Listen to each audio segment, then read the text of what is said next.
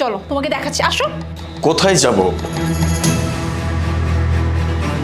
দেখো আরে, ওই যে দেখো তোমার ভাই অন্য একটা মেয়েকে নিয়ে আমাদেরই বেডরুমে কিভাবে শুয়ে আছে, দেখো কিভাবে একদম ক্লোজ হয়ে শুয়ে আছে। শিট, আমি তো বিশ্বাসই করতে পারতেছি না।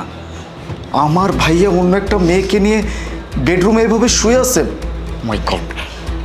আমি বলছিলাম না, তুমি তো বিশ্বাস করো না। দেখো তোমার ভাই তার মানে এতদিন যাবত আমার সাথে চিট করে আসছে, তাই না? ঠিক আছে, আমি দেখতেছি। না না আলিফ, এখন কিছু বলবে না। ওকে আমি হাতে নাতে ধরবো। এখন যদি তুমি ওর কাছে চলে যাও, ও পার পেয়ে যাবে। ওকে তো আমি সাহায্য করবো। চলো এখানে। কিন্তু চলো। ভাবি,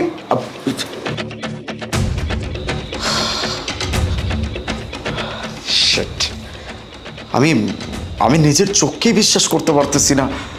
আমার ভাইয়া আপনাদের বেডরুমে অন্য একটা মেয়েকে নিয়ে, ছি ছি ছি ছি, আমার ভাবতেই অবাক লাগতেছে।